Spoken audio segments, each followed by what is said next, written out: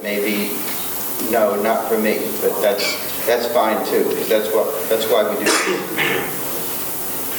So greenhouse tomatoes, this short course has always been on tomatoes, and over the years we've gradually brought in talks on lettuce, on peppers, on cucumbers, sometimes eggplant, sometimes greenhouse beans, believe it or not, and some other crops you can raise in a greenhouse in addition. But it's always been food crops, greenhouse vegetables. So why bother with a greenhouse? I mean, you can grow things outside. If you're in the deep south, you can grow something outside any time of the year.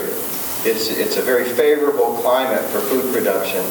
Well, the greenhouses let you modify the environment, mainly temperature.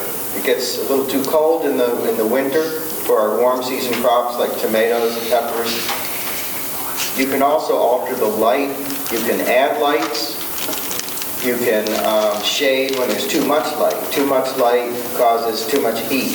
So you can add shade cloth or shade compound to reduce the light and save on keep the temperature down where it needs to be. There's a little bit of protection there from insects, diseases, and weeds. Air pollutants. In this part of the country, we have pretty clean air, but in some parts of the country, there are coal-fired plants, and that particulate matter can be a serious problem on plants.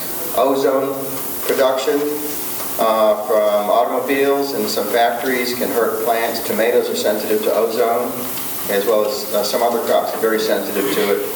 So the greenhouse gives you some protection from all of these, and water. It allows you to put down just the right amount of water for the crop, but it can also protect the plants from too much water.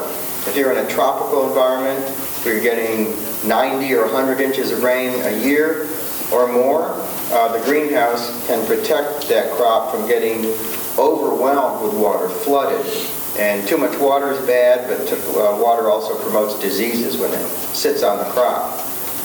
So, the modification of the environment allows crop production at a time when it wouldn't be possible otherwise. So that's why we grow in greenhouses. It extends your reach, your capabilities. It's a valuable tool for production.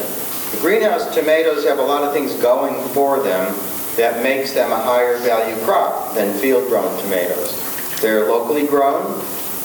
They're right there, in the greenhouse. If you sell around your area, your town or county or neighboring counties, it's a locally grown product. And that's one of the biggest catchwords right now with food crops is locally grown.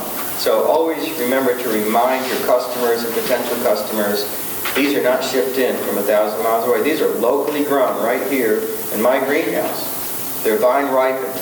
You don't pick them green. You don't pick them at the breaker stage. You pick them when they're starting to ripen up, or they're fully ripened even, depending on what your market is. So they're vine ripened, and that gives them good flavor, good color, good flavor, good texture. They're just starting to soften a little. They're not gassed like the shipped-in tomatoes. Uniform size and shape. When you pack a box, they're pretty close in size all the way across, because the plant breeders have worked on this over the years, and they've selected for varieties that are uniform. Good red color because of the vine ripened character, and good flavor. These are good tasting tomatoes as long as you follow the correct instructions on fertilizer and pH, and you have enough light, and you manage your crop properly. They will have great flavor. So higher quality means higher value. So you would never sell them for the same price as somebody selling tomatoes from field grown, because you have more invested in them and they're higher value. So sometimes people see articles in magazines or newspapers and they look like these, and it might give the illusion that it's very easy to do. Look at those tomatoes, they're just hanging off the plant on the right there. They can be as productive as this, for sure, but it is not an easy crop to grow. It's not easy at all, and that's why it's good to get training in a short course like this, and reading extension bulletins, visiting other growers, and asking a lot of questions. So you're encouraged to do all of those, including ask the questions and get answers from all of our speakers. There are areas in the country that grow a lot more tomatoes than we do in the U.S. The U.S. it's definitely on the increase. It's growing. It's been growing for the last few decades, but countries like Canada and Mexico are significantly ahead of us in greenhouse vegetable production, and European countries are way ahead of them, such as this southern region, Almeria in Spain, where there's so much plastic-covered greenhouse that a satellite image, which you see on the right, it looks like snow, but that is actually reflectance off the plastic from all the greenhouses. So growers have a big responsibility. You need to learn how to grow the crop and manage it correctly, but there's more to it, because you have to learn before you get into it and then continue learning every year. And if you talk to anybody who's been growing for 3 years or 5 years or 30 years, every grower will tell you that they're learning something new every year. So you never stop learning, and that's true with life in general. If you're not learning something new every day, then you're not keeping up. So most of our businesses in Mississippi and Louisiana and Alabama, Tennessee, and this region are small family-run farms. And that's true across the country. Most of the businesses are family-run. It's a small business, locally grown produce. But there are some large ranges around the country, about half a dozen large greenhouse ranges. By large, I mean 40-plus acres. And the biggest now is in Arizona, where they have several hundred acres of greenhouse. So you need to grow the tomatoes, but the grower, I was saying, has a lot of responsibility. You also have to learn how to market and promote the crop, how to talk to store managers, produce managers, restaurateurs, and explain what you have, what the value is, why it's more valuable than shipped-in tomatoes that don't have the flavor that they would really like. So you have to have a market, and we'll have more talks on this later. But before you get into the business, you need to investigate the market. Visit the grocery stores and see if they carry greenhouse-grown crops. If they don't, you want to get engaged with the store manager about the prospect of selling them there and what your availability will be, how much you'll be picking, general ideas on price, and let them know that these sell in the bigger cities and towns already, and they sell very well. So you might break into a new market. If they do have greenhouse tomatoes in there, you might look at where they're from. Look at the tag. Are they coming from Canada? Are they coming from Mexico? Well, there's your entry, your foot in the door. You can tell the manager that you can grow them locally. You can pick and deliver the same day. You can get them right in their store, and they're not imported. So they're fresher, they're locally grown. Everybody likes that locally grown. And you can probably, they can probably buy them for a lower price, even if they're paying import from other countries or far away, even within the U.S. So do you want to sell wholesale or retail? Wholesale is very workable if you want to take the whole crop and sell it to 1 or 2 or 3 buyers. And you don't want to deal with a lot of foot traffic coming into your greenhouse or your sales room. You move it quickly. Retail is great if you like the people traffic. If you're a people person, I mean, you're either a people person or you're not. And you know what you are. And if you don't want to deal talking to people every day, coming in, buying, then you probably want to wholesale. If you like talking to people and explaining and giving tours of your greenhouse, retail might be better. You can sell for a higher price if it's retail too, so there's that benefit as well. A lot of growers split it up, and they do maybe the bulk of the crop wholesale, but they'll also do some retail right to the customer at the greenhouse. So that's a personal decision. If you're a small grower, which most growers are, selling locally really helps. That's your biggest advantage. And then if you're wholesaling, you want to have alternative buyers. So sometimes you're new in this and you're trying to break into the business, and you talk to a store or a restaurant, and the manager might say, "I'll take everything you can grow." Right? Have you ever heard that line? Yeah. "I'll take everything you can grow." Well, maybe they will, and maybe they won't. Maybe once you start picking, you call them up and you say, I just picked 300 pounds, I'll be there in an hour. And they say, well, I'll take 100 pounds today. Okay, what are you going to do with those other 200 pounds? So it's good to have at least 2 buyers. And if you're bigger, you might want to have several buyers. So if people make adjustments of what they want, no sweat. You can work with your other buyers and balance out the load. Getting educated is critical. There's so much to learn. And you're making a very good step coming here to this short course because we have the best speakers in the country right here. Extension bulletins are out there. They're also online. And I can tell you how to find them all online too. And Mississippi State has over 3,000 extension bulletins online, free download. So we're ahead of a lot of other states around the country with our bulletins. I know there are other states where you can click on the bulletin on their website and it will print out a nice order form for you that you can mail in with a check. With ours, you click on it and there's the publication in PDF format and you can read it, you can download it, etc. There are books, there are newsletters, there are other growers to visit, and I always encourage visiting some other growers before you take the plunge. And visit several growers and try to arrange that before. It's best to call and make an appointment, not just drop in, because people can be really busy. And some growers do not want visitors, and other growers will welcome visitors, so just call ahead. And we do have a Facebook page that started last year. In fact, I want anybody in here use Facebook? 1 or 2? Okay, everybody, almost everybody. I would like you sometime today or tomorrow to find the short course page on Facebook. Just go into Facebook and search for Greenhouse Tomato Short Course. You'll find it and like the page. And that way you will get updates. Whenever there's something new coming out with greenhouse tomatoes, greenhouse vegetables, you'll get an update through Facebook. So the structure. The structure is very important, and we have vendors listed in the back of the Greenhouse Tomato Handbook that you picked up this morning, and we have vendors here you can talk to as well about selecting the right kind of structure. You'll listen to the speakers here and learn a lot. Figure out the size. Most lengths of greenhouses, especially in the south, are 96 feet long.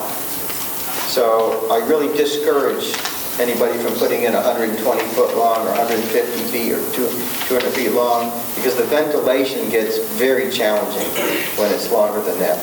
And 96 is a standard because plastic is manufactured in 100-foot rolls. So 100 feet will fit beautifully on a 96-foot greenhouse.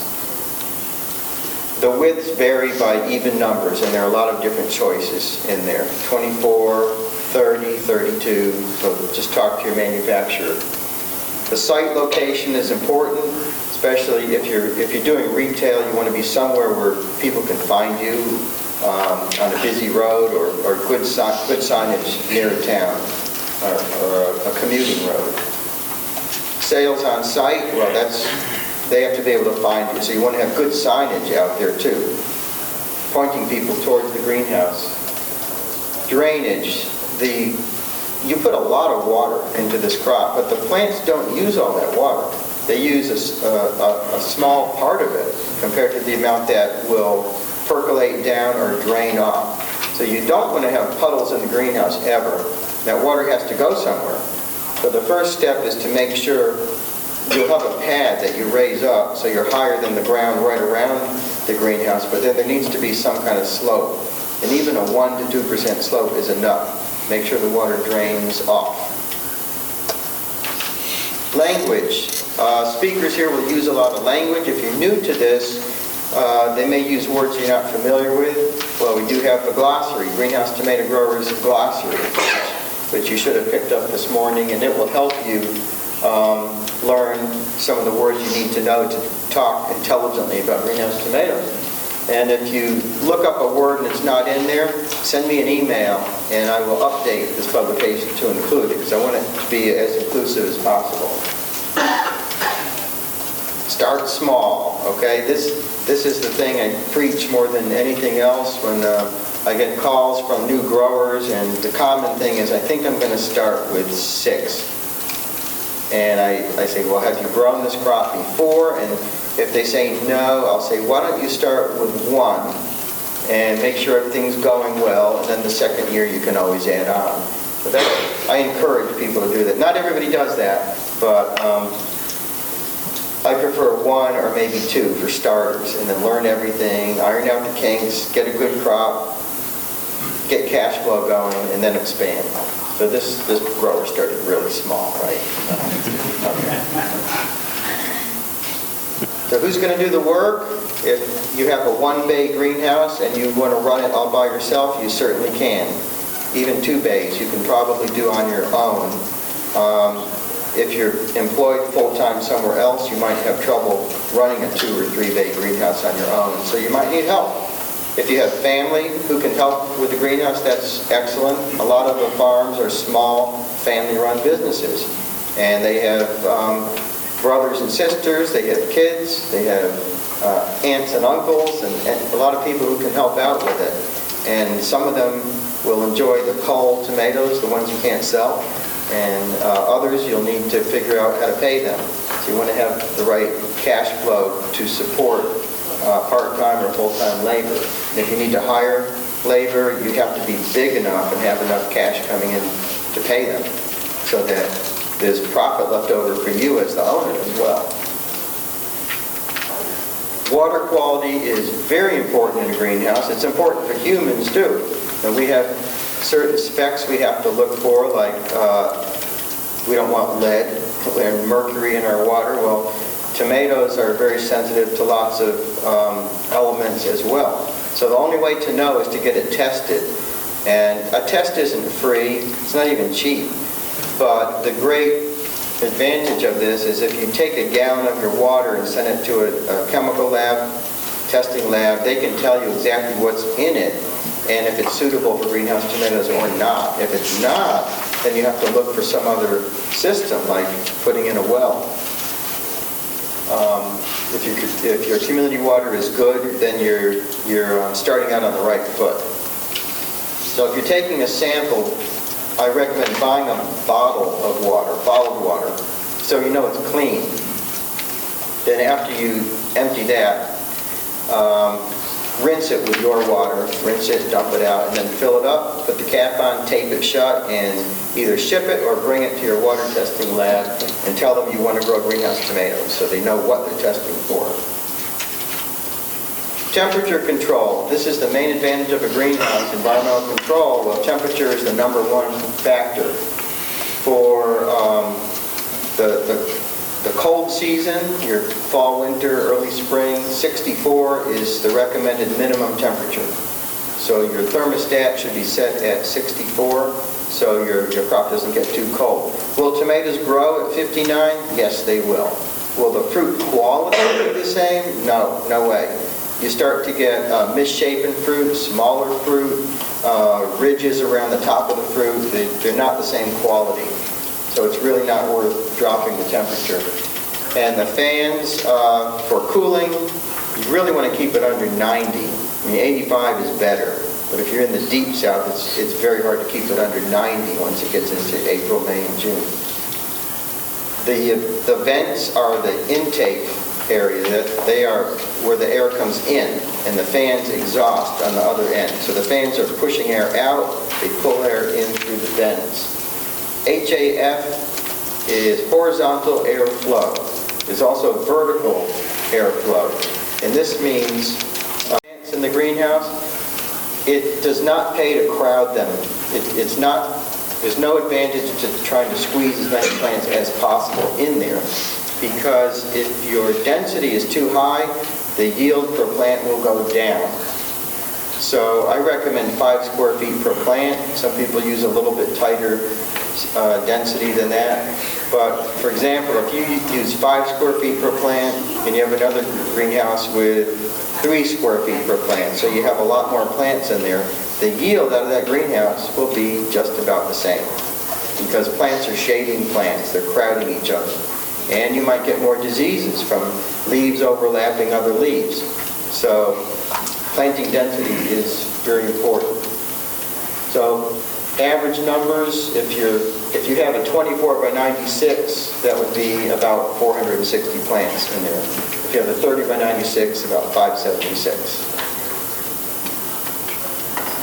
So there are lots of different types of tomato plants.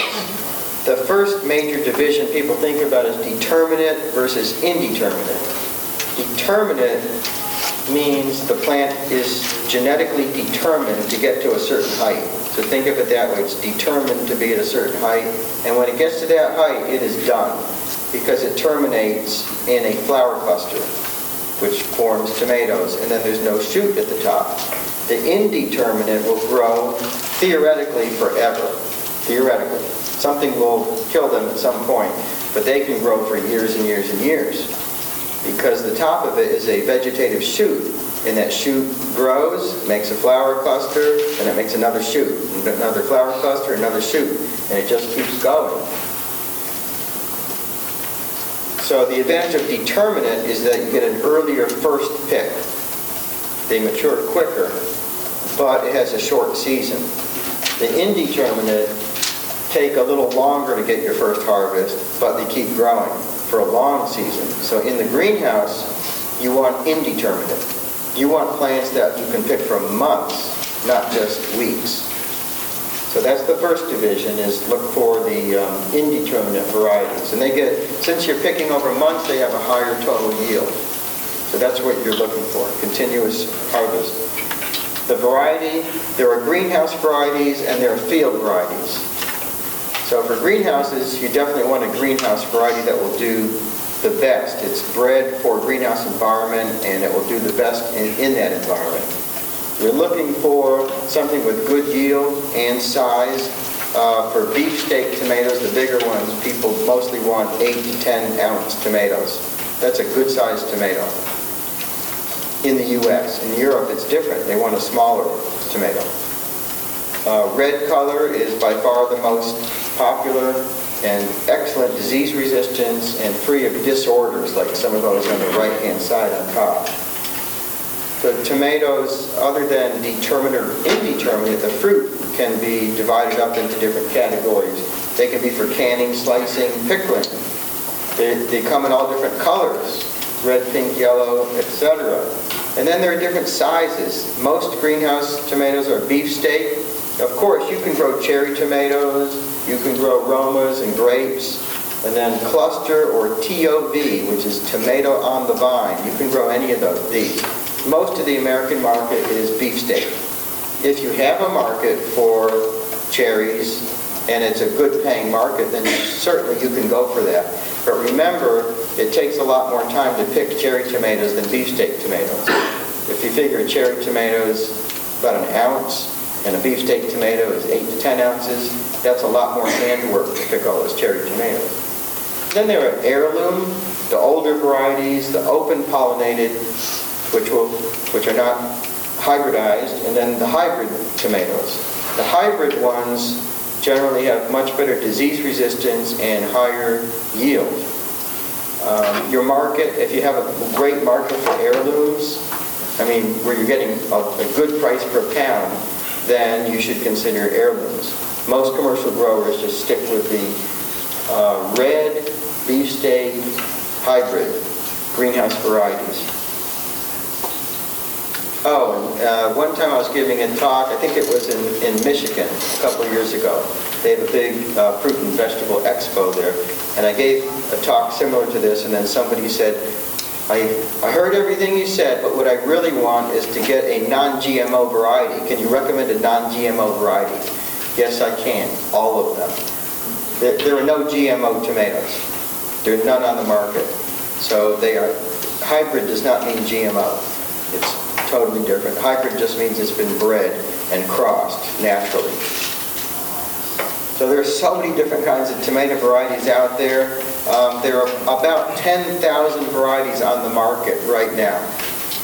So I just recommend people, if you're starting out, look for a greenhouse variety that's red, that is indeterminate, and good disease resistance, etc.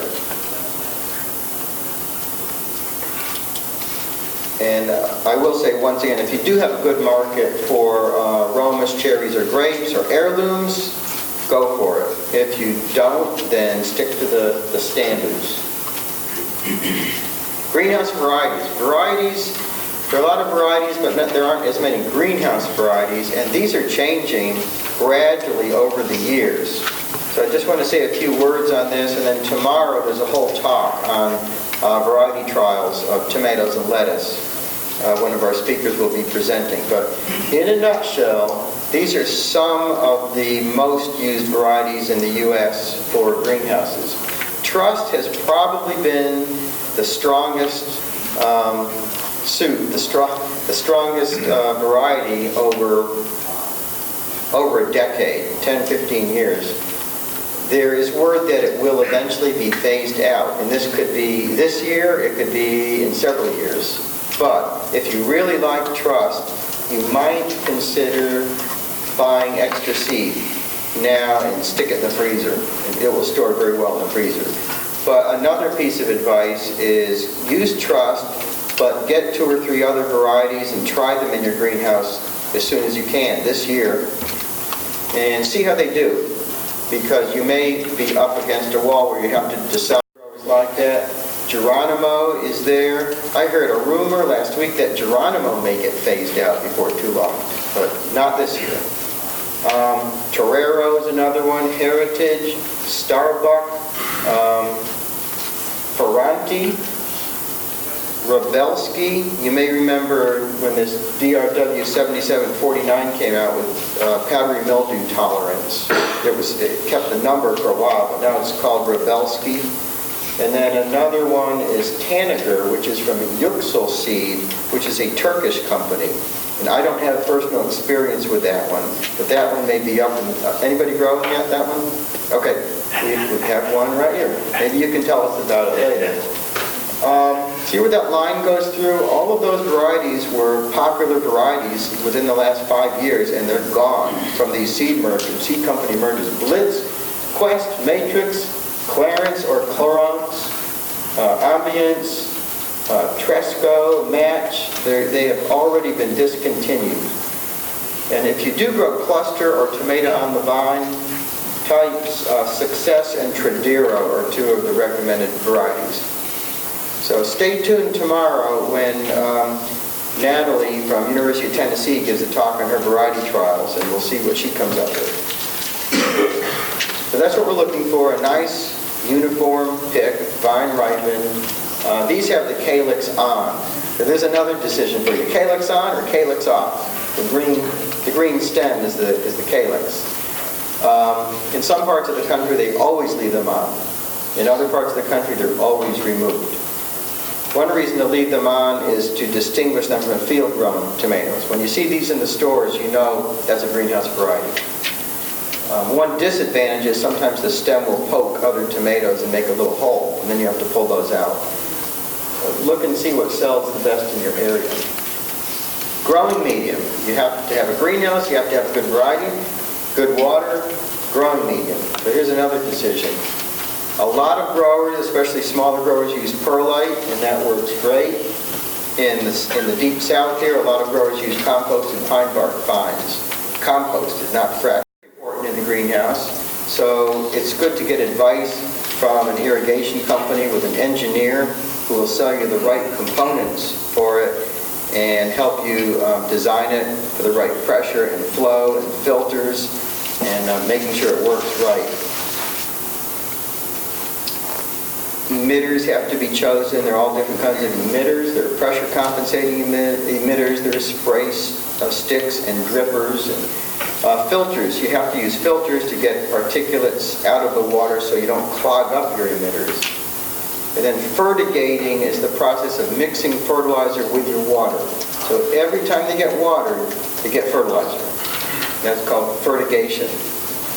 And you can do that either with a bulk tank like this or with injectors like this or this. Both systems work. Fertility and nutrition, we'll have 2 full-length talks on this later. You do want to use a greenhouse fertilizer. You don't want to use, the standard greenhouse fertilizer is a 20-20-20. That's not for greenhouse tomatoes. That's for ornamentals or seedlings, bedding plants, seedlings, flower crops. For tomatoes, don't want to use that. You want to use something that is lower in nitrogen and then higher in P and K. And if it says hydroponic tomato fertilizer, then it's designed for tomatoes. That's what you're looking for. And there are formulations for lettuce and for peppers and other crops too, so that's very important. And then get a tissue analysis periodically so you know if your plants are getting the right elements. And that's a matter of taking some leaves and sending them to a lab, and they will analyze them for you. So how do you take a tissue analysis? This is my recommendation: 10 to 12 leaves, not all from the same plant, because you'll destroy that one plant. So randomly selected throughout the greenhouse, but not yellow leaves, not sickly leaves, diseased leaves, and they all have to be the same age. So you can't take one from up here and one from down here, because that will mess up the analysis. So what I recommend is look for where the fruit is about the size of a golf ball, take the leaf right across, and then you know it's the same physiological age. So what makes the tomatoes taste good? Right? We want them to taste good, and then people buy them and they come back and you have customers forever. The correct fertility, not too weak. Stronger fertility, stronger fertilizer makes better tasting tomatoes. But there are limits. You don't want to go too strong. Higher EC improves flavor. The pH, if your pH is too high, like 7.5, 8, they won't have the same flavor as if the pH is low. And what we're looking for is a pH generally of 5.6 to 5.8, which is rather acidic. And they will taste better. Maturity, you want to pick them vine ripened, not when they're just a little bit red. And then lots of sun. The sun has a lot to do with the flavor, because the plants are doing photosynthesis. And all photosynthesis is taking the sun and converting it into sugar. That's what it does. So if you're growing through long cloudy periods, there won't be the sun, there won't be the sweetness. So we need sun, lots of sun. So you don't want to be in an area where your greenhouse is shaded either. If you have a row of trees that might shade the greenhouse, either move the greenhouse or remove the trees, because you want to get as much full sun as possible. The wire height, the plant needs to be supported.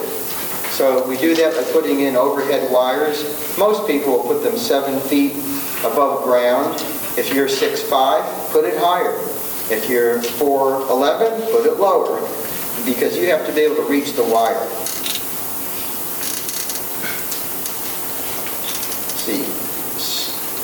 The wires are very important, but the wires have to be supported by something. So if you have a manufactured greenhouse from one of these vendors here, it should be able to support the load. And how heavy is that load? If you have 600 plants and they have fruit on them, and the plant weighs about 10 pounds, I'm rounding off here, with fruit load and a full-size plant, that could be 3 to 4 tons of crop weight.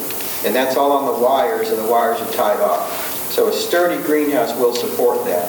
If it's a homemade greenhouse, you have to make sure it will support it, or put in some pipes at the end, some heavy-duty steel pipes to hold it up. Because the last thing you want is a full crop load and then a crashed-in greenhouse where the weight of the crop pulls it down.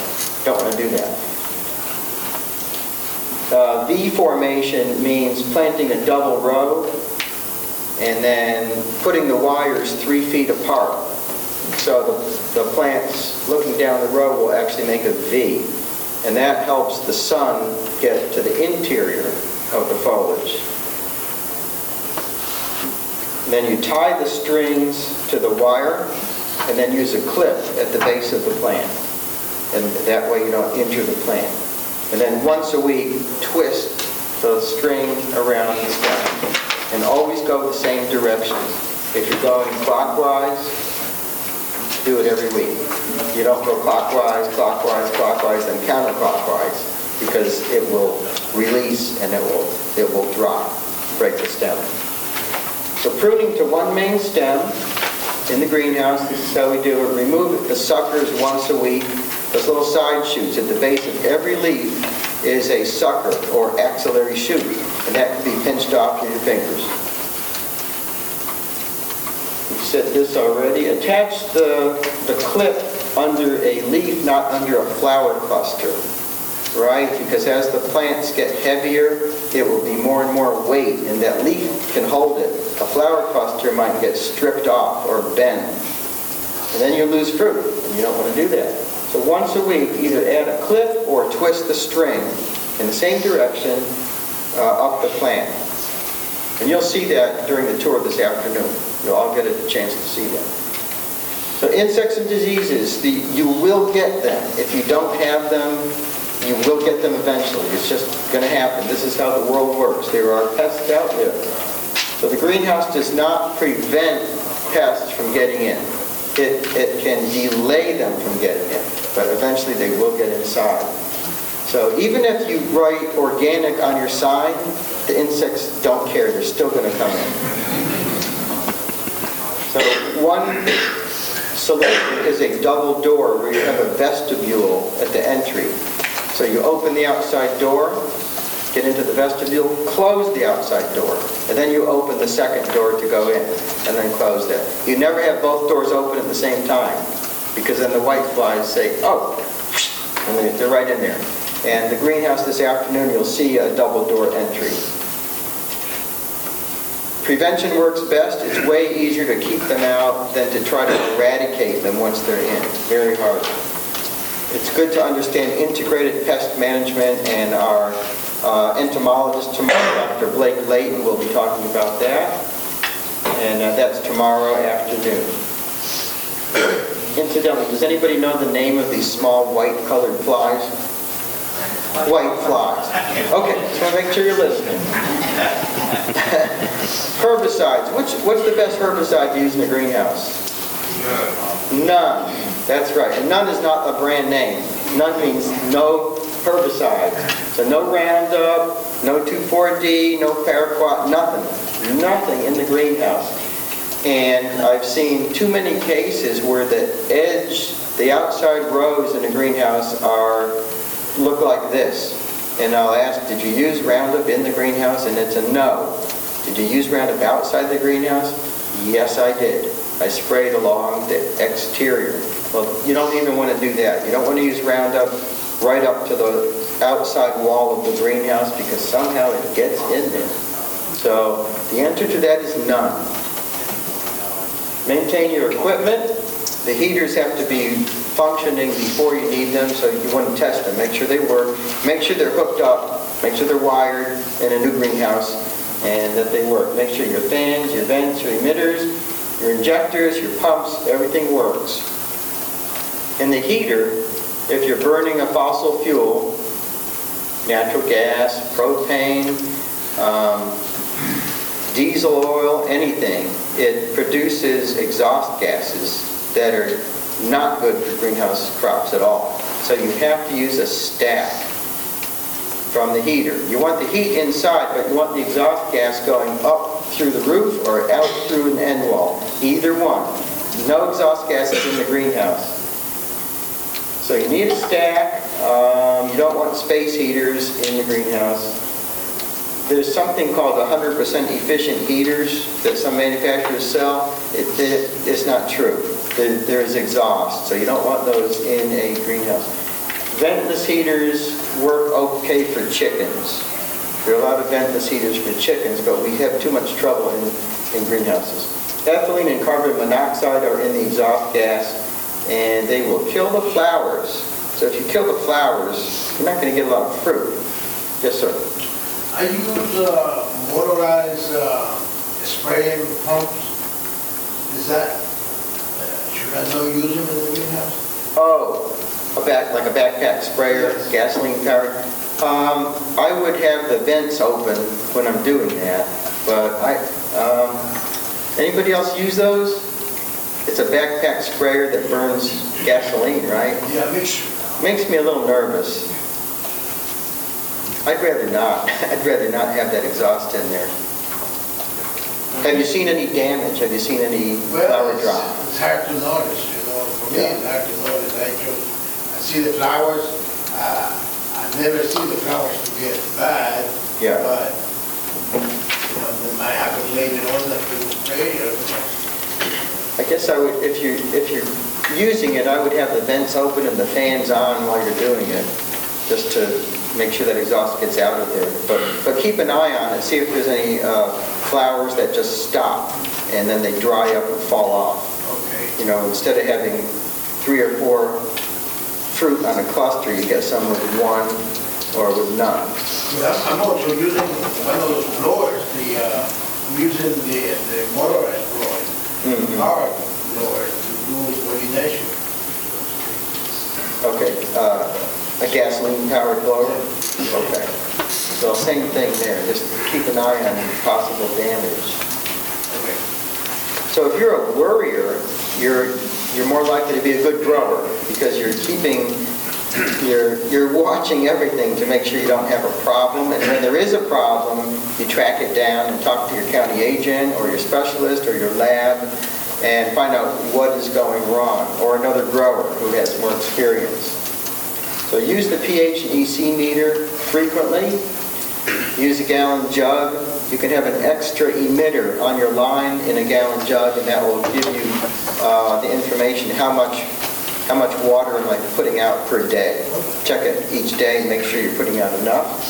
So walk through the greenhouse every day and look for potential problems, like a wilted plant. If you have a wilted plant, you want to find out what happened. Clogged emitter, broken stem, deadly disease, and you want to try to figure out what happened. And use your diagnostic resources. You have agents, area agents, county agents, specialists, digital diagnostics, big term for taking a picture and emailing it to somebody. If you do that, that can really help. Send it in, and often that's all it takes to figure out what your problem is. We have a diagnostics lab here, and we have a pathologist right here in Raymond who can look at your diseased plants. We have a lab on campus where things can be cultured out, figure out what disease it is. And then talk to friends, talk to other people. This is what you're looking for. If you have a problem with that exhaust gas in your greenhouse, if you see flowers that fell off, you see all these little stumps. So remember, when you're a grower, you're a seller because you're in business. You have to market your crop, which means promoting it, convincing the stores why it's a good crop for them to carry, what are the advantages. An industry rep. You are an industry rep. Even if you have one bay and you're growing tomatoes, you're an industry rep. So you always have to represent that crop wherever you go. Vine ripened, red, good flavor, locally grown, no breakers or gas tomatoes. You have to let people know these things. Uniform size and shape. Vegetables are good for you. Always remind people. And an excellent quality. And you have to be a constant reminder for people when you're selling. So grade your fruit well. Make sure you're selling your best customers your best quality. So they will always come back and they will identify the name of your business with number one, first-class quality. You build a good reputation that way. You keep your customers happy and they always come back. Come up with a brand name that customers connect with that quality. And a logo helps. If you can come up with a clever logo, you can put it on a sticker, put it right on your product. So when do you harvest? 100% red is for same-day retail. Like same day. You don't really want to box them up that red. You box them up like this. And if you're shipping any distance, you can get into this or even this. In the deep south, people like fried green tomatoes. Anybody here ever eat fried green tomatoes? Wow! From all over the world. Okay. Some people will buy them like this, retail. You probably don't want to wholesale them like this, but there is demand. Stickers are very helpful. Put them on every single fruit, and they can identify the name of your greenhouse. They can say vine ripened, locally grown, just something that tells the truth about them. If you're organic, put that on there. If not, don't put that on there. They're very cheap. So about 5 for a penny.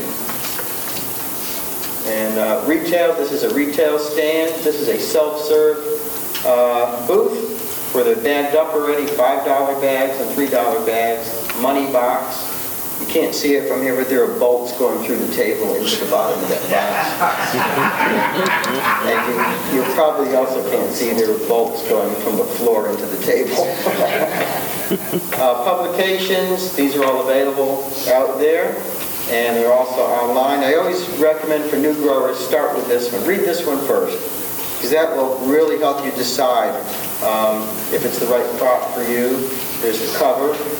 También en español. If you need a Spanish version, I have some Spanish versions here as well. And the Spanish version of this publication is the most downloaded publication at Mississippi State University. It's up around 170,000 copies a year. 170,000 copies a year. It's gone all over the world. So the frequently asked questions page is here. And the Greenhouse Tomato Short Course. How many people found the Short Course webpage? Greenhouse Tomato SC for shortcourse.com. And the Facebook page I mentioned, you can just search for Greenhouse Tomato Short Course in Facebook, and then remember to like the page. I need everybody to like it, or you can just type it in like this, facebook.com, Greenhouse Tomato Short Course, and you'll find it that way. So we do this short course every year. This is the 26th year. Oh, look, there's some people there that we know. You didn't see me take that picture. Yeah, some of you are in this picture. And we appreciate all of our exhibitors coming, as well as our expert speakers. This is some stuff that was on the Facebook page in the past year. There's all kinds of interesting things about tomatoes. I like this one. And we have a DVD set. This is often people who say, I can't make it to the short course this year. What can I do? And I say, well, we have DVDs for sale if you want to buy them. They're on the website too, greenhousetomatosc.com, and there's a DVD tab for ordering. Let's see, what else? That's it. And, wow. 3 minutes to, I didn't look at the clock the whole time, and it's 10:12. So 3 minutes for questions, if there are any questions, and after that we'll go to the next speaker. Yes, sir. You were talking about emitters a while ago. We use some emitters with splitters on it that go 4 ways, 4 different plants. Okay. What's been your experience with that? Do they equally water and you get the same amount of water each plant? I question them at times. I've never replaced them, but I question them. I don't see those in use much with greenhouse tomatoes, and it's probably for that reason they may not be perfectly balanced out. Do you see some plants wilting or drier bags? Not so much as wilting, not as much production. We use them on strawberries. But, Okay. like I said, I question them. So. Yeah, I prefer there to be 1 emitter per plant. Like if you have, say, a lay flat bag and you have 4 plants in it, I'd like to see an emitter an inch away or so, 2 inches away from the base of each plant in there.